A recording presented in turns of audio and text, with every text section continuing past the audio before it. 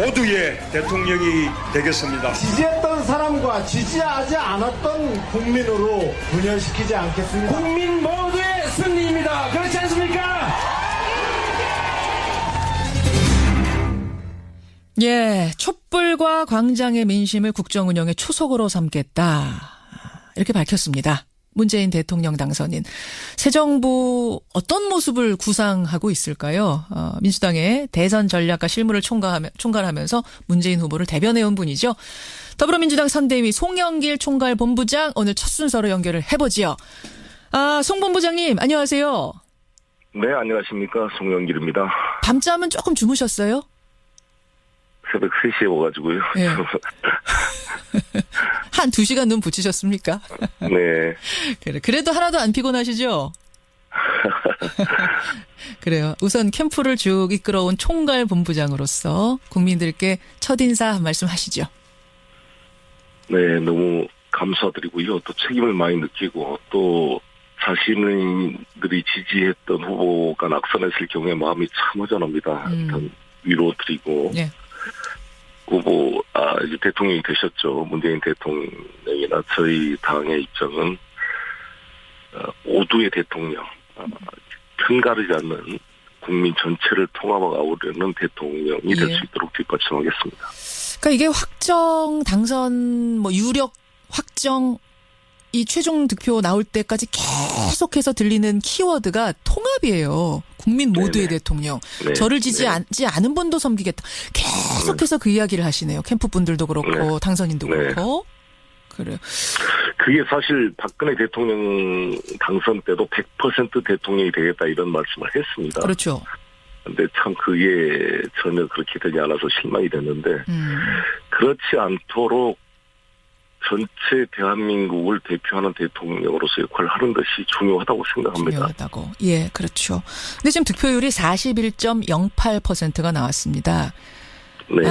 여기에 담긴 의미는 어떻게 받아들이세요? 네, 저희들은 45나 50이 됐으면 하는 아쉬움이 있습니다만 그래도 역으로 생각해 보면 1여 4야의 대결 구도 아니었습니까? 그렇죠.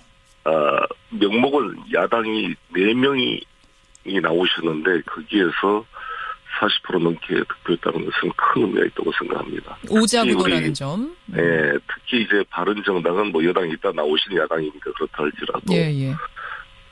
국민의당과 저희 당은 다 이렇게 분열돼서 치른 선거에 내리게 됐다는 것은 국민들의 간절한 정권 교체 열망이 표현된 거다 이렇게 생각합니다. 그렇게 보세요.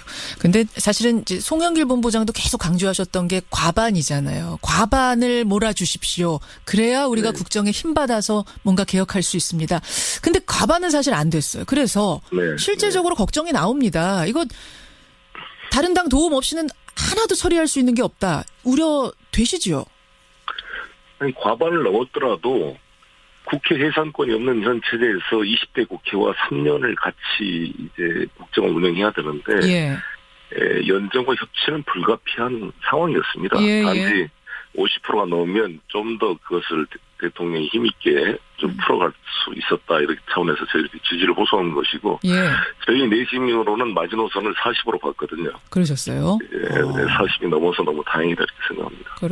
알겠습니다. 지금 이제 당장 업무를 시작해야 됩니다. 문재인 당선인. 아마 조금 후에 8시 조금 넘으면 선관위에서 확정 발표를 할 겁니다. 방망이를 두드리는 그 순간부터 공식 대통령이 되는 건데 혼자 청와대에 들어갈 수는 없죠. 같이 일할 사람들 최소한의 인력이라도 꾸려야 들어가기 때문에 오늘 청와대 비서실 인선이 단행되는 거죠? 비서실과 일부 수석이 아마 발표될 것으로 알고 있습니다. 예. 비서실장에는 서울시 정무부시장 지낸 임종석 전 의원이 내정됐다. 이거는 확정으로 봐도 되겠습니까? 제가 그런 말씀을 드리면 안 될 것 같습니다. 청와대에서 공식 발표가 돼야 될 거라고 봅니다. 네, 확정된 걸로 이미 보도들은 나오고 있습니다만 아직도 그냥 조심스럽게 조금의 여지를 남겨두시는군요. 임종석 전 의원이 내정됐다는 보도들은 지금 나오고 있고 정무수석직에는 이것도 확인은 안 해주시겠지만 제가 질문은 좀 드리겠습니다. 정무수석직에는 전병헌 의원, 홍보수석 겸 대변인에는 윤영찬 전 네이버 부사장이 내정됐다. 됐다 혹은 된 것으로 보인다, 돼가고 있다 이런 얘기들이 나오던데 여기에 대해서도 언급하기는 어려우세요? 네. 그래도 제가 소식은 전해야 되기 때문에 계속해서 질문 드릴게요. 뭐냐면 국무총리입니다. 국무총리. 네. 사실은 이 통합에서 핵심적인 역할을 해야 되는 사람이 국무총리죠. 대통령 중심제에서 사실상 국무총리 역할은 통합 제일 중요합니다. 총리로 누구를 인선했냐. 일단 비영남인 건 분명하고요. 그렇죠? 이것은 뭐 네. 이미 문재인 후보가 후보 시절에 말씀을 하셨던 거니까 비영남인 건 분명하고. 그래서 이낙연 전남도지사, 뭐 전윤철 전 감사원장, 이용섭 전 의원 이름 등이 거론이 되더군요. 네. 총리는 오늘 중으로 혹시 발표가 총리도 되나요? 총리는 오늘 발표가 될지 안 될지 좀 하루 정도 시간이 필요하지 않을까 생각하는데요. 아, 하루 정도. 네, 그도 이제 비서실장 내정이 우선 중요하고. 예. 비서실장이 내정되면 대통령과 함께 상의해서 아마 발표 시기가 정해질 것으로 생각합니다. 그렇군요. 비영남 총리라는 어떤 그 통합의 기준에 맞춰서 지금 거론되는 세 분 중에 있습니까? 내정자가? 글쎄요, 그거 가장 중요한 사안이라 사실 제가 뭐 말씀드리기가 그래요. 죄송합니다. 알겠습니다. 이 충분히 이해합니다. 네. 그래. 다른 기준이 혹시 또 있나요? 비영남이라는 건 말고도? 비영남이 이제 그 호남을 배제하는 거냐 또 이렇게 박지원 대표께서 지적도 하고 그랬기 때문에 예. 비영남이라 그랬지만 호남이 될 가능성은 높다고 봅니다. 아, 호남 총리. 말씀하신 대로 전체 우리 대통령과 통합과 또 개혁을 같이 수행할 그런 여러 가지 고민을 하지 않을까 이렇게 생각합니다. 그렇군요. 이게 연정을 생각하면 국무총리를 타당 쪽 인사를 쓰지 않겠느냐라는 이런 것도 나오던데 그것도 기준에 있습니까? 그게 시간이 워낙 없고 쉽지가 않을 거라고 보는데 일단 제1당이 총리를 맡는 것은 어느 후보께서도 대통령 되시면 그렇게 하겠다 했던 거 아니겠습니까? 아, 예. 근데 저희 민주당이 지금 제1당인 상황이고 예. 내각 구성에 있어서 여러 가지 고민을 하지 않을까 생각합니다. 내각 얘기를 지금 하셨어요. 그러니까 총리는 결국 우리 당에서 제1당에서 나오는 게 맞다. 그것이 원칙이다라는 말씀이시고 내각에 있어서는 그러면은 다른 당과의 협치 차원에서 많이 기용하실 생각이세요? 구상이세요? 네, 뭐 지금 여러 가지 사안들은 대통령께서 결정할 사항이기 때문에 제가 말씀드린 것은 지금 적절치 않은 것 같고요. 총리가 내정이 되면 총리와 대통령과 협의를 통해서 총리의 강요 추천권들을 또 이렇게 실제 실현되도록 하시지 않겠습니까? 그런 과정을 통해서 상의가 될 거로 봅니다. 그래, 알겠습니다. 송영길 의원도 장관 하마평에만 오르시더라고요. 저는 독립된 나라의 문지기의 자세로. 제안 와도 거부하시는 겁니까? 웃음으로. 예. 답변 안 하실 줄 알았습니다만 궁금해서 당사자가 나오셔서 제가 여쭤봤고 끝으로 문재인 대통령 당선인 참 산적한 과제들 많습니다. 어떤 걸 최우선적으로 해결해야 된다고 생각하세요? 시대적 과제인 적폐청산과 공정한 대한민국 만드는 것, 그리고 일자리 대통령이 되시겠다 했기 때문에 일자리 위원회를 구성하고 거기서 집중하면서 일을 하실 겁니다. 바로바로 100일 프로젝트를 만들어서 속도감 있게 국민들에게 이 정권 교체가 실감이 날 수 있도록 일을 추진해 가실 것으로 생각합니다. 일자리 공약이 헛되지 않도록 빨리빨리 그것부터 처리하겠다. 예. 기대가 큽니다. 지지를 했던 국민이든 아니든 이제는 한 마음으로 대한민국 성공을 위해서 대통령의 성공을 기원해야 되는 때니까요. 네. 송 본부장님 고생 많이 하셨고요. 네. 국민들의 감사합니다. 이 염원 잊지 않고 끝까지 좀 기억해 주시기를 부탁드리겠습니다. 네, 감사합니다. 예, 고맙습니다. 네. 더불어민주당 선대위의 송영길 총괄본부장 만났습니다. 문재인 당선인 캠프에 한 분을 더 연결하려고 합니다. 가슴이 뛰는 곳에서 살고 싶었다. 이런 말과 함께 공중파 아나운서 자리를 박차고 이 캠프에 합류했던 분이죠. 전 KBS 아나운서 문재인 당선인 캠프의 고민정 대변인 연결을 해보겠습니다. 고민정 대변인님 안녕하세요. 네, 안녕하세요. 지금 어디 계세요? 지금 바깥에 나와 있습니다. 그래요. 네. 그 밤잠을 아까 송영길 본부장은 한 두세 시간 주무셨대요. 저도 그래요. 아마 많이들 그러셨을 것 같은데 네. 끝까지 그 결과 지켜보느라고. 예, 그러셨죠. 그리고 잠을 자도 이게 잔 게 아니더라고요. 비몽사몽입니다. 비몽사몽. 정말 지근거리에서 후보자를 수행했던 분이기 때문에 소감이 네. 가족처럼 남다를 것 같은데 어떠세요? 오늘 아침. 그렇죠. 말씀하신 대로 딱 그 단어가 맞는 것 같아요. 되게 뭉클하고요. 순간 눈물이 핑 돌기도 했고 한편으로 되게 어깨가 무거워지기도 하고 진짜 만감이 교차한다는 게 이런 순간인 것 같습니다. 돌아보면 가장 기억에 남는 순간, 제일 잊혀지지 않는 순간은 언제입니까? 제가 함께하고 초반쯤이었는데 그때 비가 많이 올 때 저희가 촛불 집회가 있었거든요. 그때 아마 3일절쯤으로 기억을 하는데 광화문 광장에서 태극기 집회하고 촛불 집회하고 되게 신경전이 있었던 긴장감이 돌았던 날이었어요. 막 대치하던 그날. 예. 네. 그래서 그날 사실 그때 당시 후보셨죠. 예. 가지 않기를 이제 그 참모들은 얘기를 했었습니다. 왜냐하면 이제 위험할 수도 있고, 워낙 그 팽팽한 긴장감이 감돌던 때였기 때문에. 그렇죠. 그럼에도 불구하고 당신께서는 강행을 하시더라고요. 그러니까 그 모습 보면서 되게 감동했어요.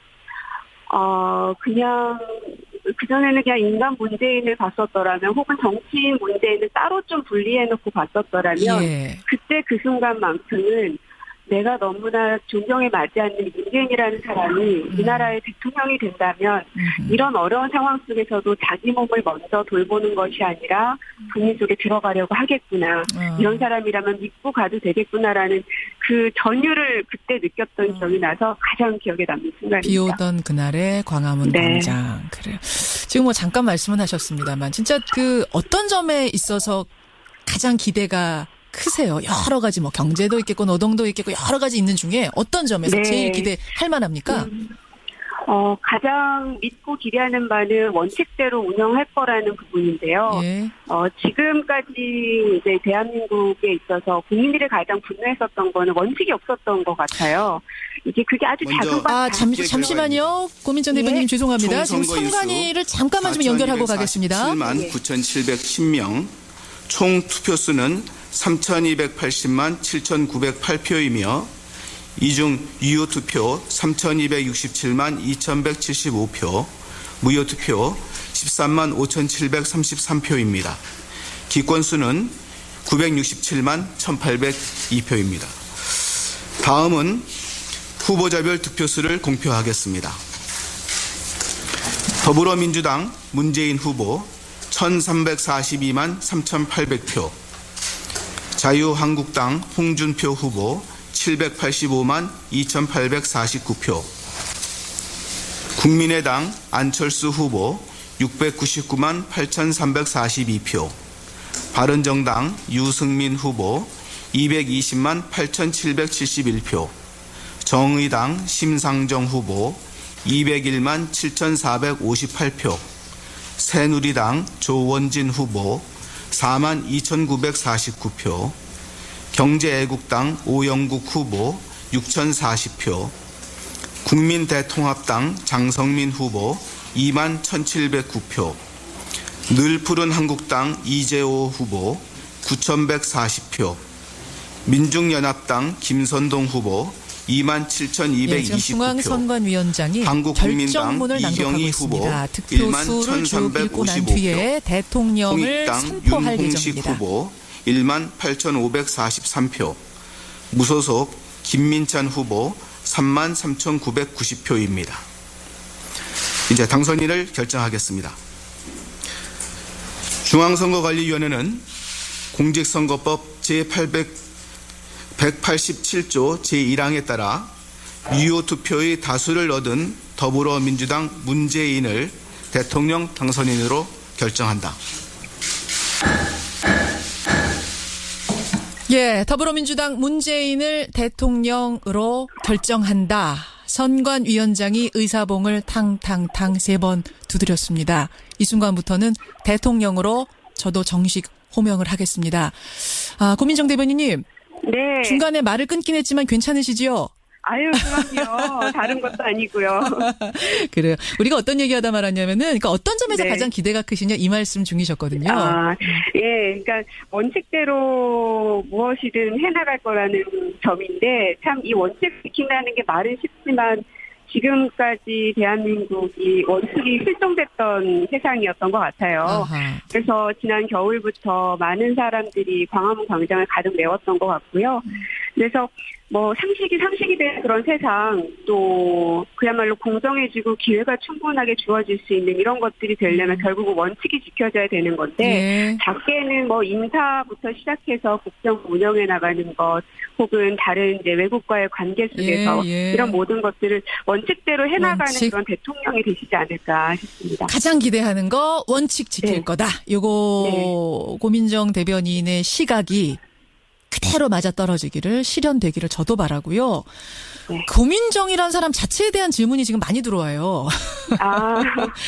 대중의 궁금증이 정말 컸는데 잘 나가던 그것도 공중파 아나운서, KBS 아나운서 자리를 박차고 그 당시에는 당선이 된 분이 불러도 사실 갈까 말까인데 그냥 유력 후보자 가운데 하나였던 거잖아요. 그렇죠. 어떻게 결정하셨어요?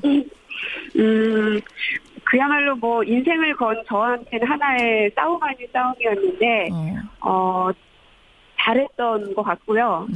그리고, 과정 중에서도, 그리고 처음에 결심을 할 때도 마음속에 늘 두고 있었던 건, 결과가 잘못될 수도 있으니까요. 결과가 잘못돼도 고민정 너 후회하지 않을 자신 있어라는 얘기를 스스로에게 참 많이 물어봤었어요. 근데 아무리 여러 번을 물어봐도, 잘못되더라도 내가 이런 분을 옆에서 모실 수 있다면 가까이에서 볼 수 있다는 것만으로도 나한테는 인생에 있어서 굉장히 큰 전환점이 될 것이다라는 확신이 있었거든요. 안 되더라도. 그런데다가 지금 당선까지 되셨으니 더할 나위 없이 기쁘죠. 그래요. 안 되더라도 괜찮니?라고 여러 번 물어봤다. 네. 이제는 원튼 원치 않든 정치인 고민정이 되신 거예요. 그런가요? 그렇게 됐습니다. 이제는. 어떤 모습을 꿈꾸세요? 스스로에게. 글쎄요. 제가 그동안 봐왔던 정치라는 단어는 이제 많이 싸우고 쟁취해내고 이런 것들이었습니다. 그래서 처음 결정을 할 때도 나는 그런 쪽하고 거리가 먼 사람인데 내가 해왔던 일도 그런 것이 아니었고 그래서 주저주저 했었는데요. 네. 결정할 수 있었던 건 꼭 정치가 그렇게 싸우고 쟁취하는 것만 있는 게 아니지 않을까. 위로해주고 웃게 해주고 이런 것 또한 정치의 영역이어야 되지 않을까. 그런 거라면 나는 그거에 있어서는 자신 있는데 이런 생각이었거든요. 그게 또 단적으로 보여졌던 게 얼마 전에 홍대 앞에서 했던 프리어그 행사를 했었잖아요. 그게 딱 우리 정치가 보여줄 수 있는 위로해주고 웃게 해줄 수 있는 그런 모습이 아니었나. 그런 거라면 자신 있는데 모르겠네요. 그래요. 기대하겠습니다. 그 이야기 하나하나 저 꼭 기억하고 있을 거거든요. 실천해 주셔야 돼요. 오늘 귀한 시간 내주셔서 감사드리고요. 정말 성공적인 대통령 되도록 옆에서 많이 응원하고 격려해 주시길 바라겠습니다. 고맙습니다. 네, 감사합니다. 문재인 당선인 캠프의 화제의 인물이었죠. 고민정 대변인 만났습니다. 당 쪽 인사를 쓰지 않겠느냐라는 이런 것도 나오던데 그것도 기준에 있습니까? 그게 시간이 워낙 없고 쉽지가 않을 거라고 보는데 일단 제1당이 총리를 맡는 것은 어느 후보께서도 대통령 되시면 그렇게 하겠다 했던 거 아니겠습니까? 근데 저희 민주당이 지금 제1당인 상황이고 내각 구성에 있어서 여러 가지 고민을 하지 않을까 생각합니다. 내각 얘기를 지금 하셨어요. 그러니까 총리는 결국 우리 당에서 제1당에서 나오는 게 맞다. 그것이 원칙이다라는 말씀이시고 내각에 있어서는 그러면은 다른 당과의 협치 차원에서 많이 기용하실 생각이세요? 구상이세요? 지금 여러 가지 사람들은 대통령께서 결정할 사항이기 때문에 제가 말씀드린 것은 지금 적절치 않은 것 같고요.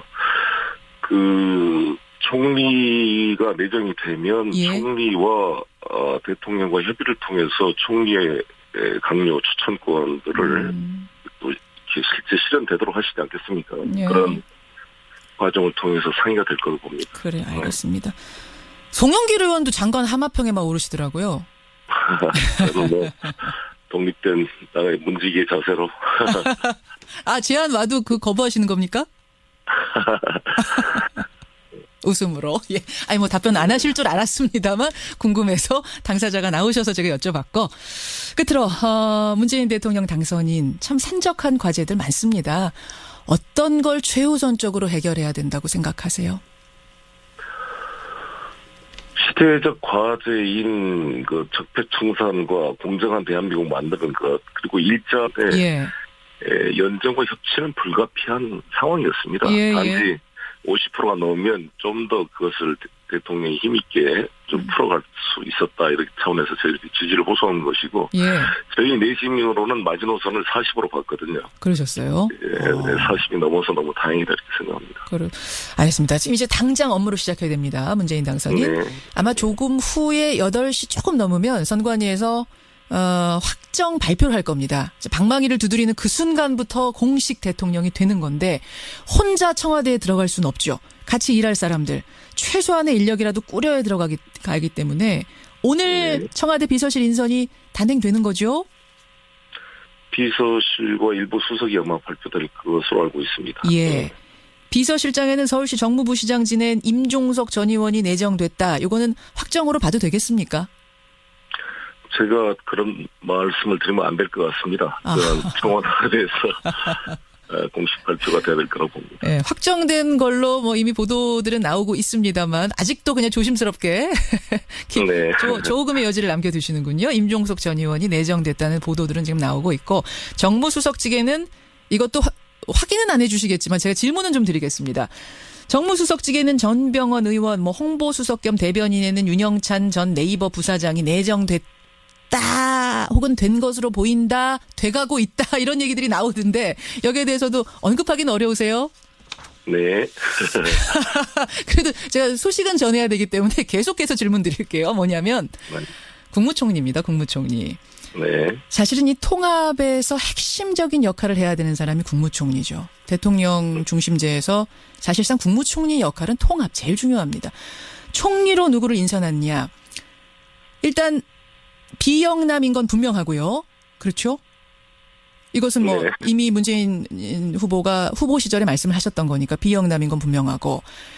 그래서 이낙연 전남도지사, 뭐 전윤철 전 감사원장, 이용섭 전 의원 이름 등이 거론이 되더군요. 네. 총리는 오늘 중으로 혹시 발표가 총리도 되나요? 총리는 오늘 발표가 될지 안 될지 좀 하루 정도 시간이 필요하지 않을까 생각하는데요. 아, 하루 정도. 네, 그도 이제 비서실장 내정이 우선 중요하고, 예. 비서실장이 내정되면 대통령과 함께 상의해서 아마 발표 시기가 정해질 것으로 생각합니다. 그렇군요. 비영남 총리라는 어떤 그 통합의 기준에 맞춰서 지금 거론되는 세 분 중에 있습니까? 내정자가? 글쎄요, 그게 가장 중요한 사안이라 사실 제가 뭐 말씀드리기가 그래요. 죄송합니다. 알겠습니다. 이 충분히 이해합니다. 네. 그래. 다른 기준이 혹시 또 있나요? 비영남이라는 건 말고도? 비영남이 이제 그 호남을 배제하는 거냐 또 이렇게 박지원 대표께서 지적도 하고 그랬기 때문에 예. 비영남이라 그랬지만 호남이 될 가능성은 높다고 봅니다. 아, 호남 총리. 말씀하신 대로 전체 우리 대통령과 통합과 또 개혁을 같이 수행할 그런 여러 가지 고민을 하지 않을까 이렇게 생각합니다. 그렇군요. 이게 연정을 생각하면 국무총리를 타다.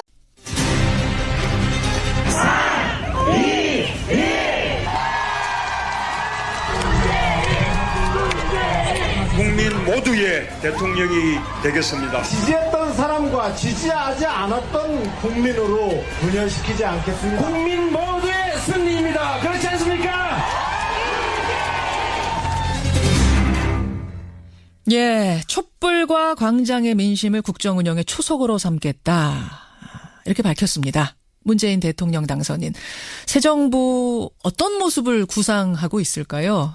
민주당의 대선 전략과 실무를 총괄하면서 문재인 후보를 대변해온 분이죠. 더불어민주당 선대위 송영길 총괄본부장 오늘 첫 순서로 연결을 해보지요. 송 본부장님 안녕하세요. 네, 안녕하십니까. 송영길입니다. 밤잠은 조금 주무셨어요? 새벽 3시에 와가지고요. 네. 한 2시간 눈 붙이셨습니까? 네. 그래도 하나도 안 피곤하시죠? 그래요. 우선 캠프를 쭉 이끌어온 총괄 본부장으로서 국민들께 첫인사 한 말씀 하시죠. 네, 너무 감사드리고요. 또 책임을 많이 느끼고 또 자신들이 지지했던 후보가 낙선했을 경우에 마음이 참 허전합니다. 일단 위로드리고 네. 후보 이제 대통령이 되셨죠. 문재인 대통령이나 저희 당의 입장은 모두의 대통령, 편가르지 않는 국민 전체를 통합하려는 대통령이 될 수 있도록 뒷받침하겠습니다. 그러니까 이게 확정 당선 유력 확정 이 최종 득표 나올 때까지 계속해서 들리는 키워드가 통합이에요. 국민 모두의 네네. 대통령. 네. 저를 지지하지 않은 분도 섬기겠다. 계속해서 그 이야기를 하시네요. 캠프 분들도 그렇고 네. 당선인도 네. 그렇고. 그래요. 그게 사실 박근혜 대통령 당선 때도 100% 대통령이 되겠다 이런 말씀을 했습니다. 그렇죠. 근데 참 그게 전혀 그렇게 되지 않아서 실망이 됐는데 그렇지 않도록 전체 대한민국을 대표하는 대통령으로서 역할을 하는 것이 중요하다고 생각합니다. 중요하다고. 예, 그렇죠. 근데 지금 득표율이 41.08%가 나왔습니다. 네. 여기에 담긴 의미는 어떻게 받아들이세요? 네, 저희들은 45나 50이 됐으면 하는 아쉬움이 있습니다만 그래도 역으로 생각해 보면 1여 4야의 대결 구도 아니었습니까? 그렇죠. 명목은 야당이 4명이 나오셨는데 거기에서 40% 넘게 득표했다는 것은 큰 의미가 있다고 생각합니다. 오자구도라는 점. 네, 특히 이제 바른정당은 여당이 있다 나오신 야당이니까 그렇다 할지라도 예.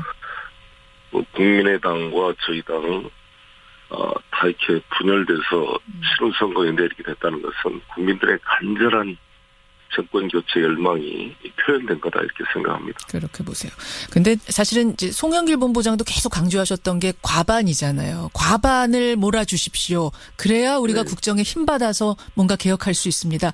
근데 과반은 사실 안 됐어요. 그래서 네. 실제적으로 걱정이 나옵니다. 이거 다른 당 도움 없이는 하나도 처리할 수 있는 게 없다. 우려되시죠?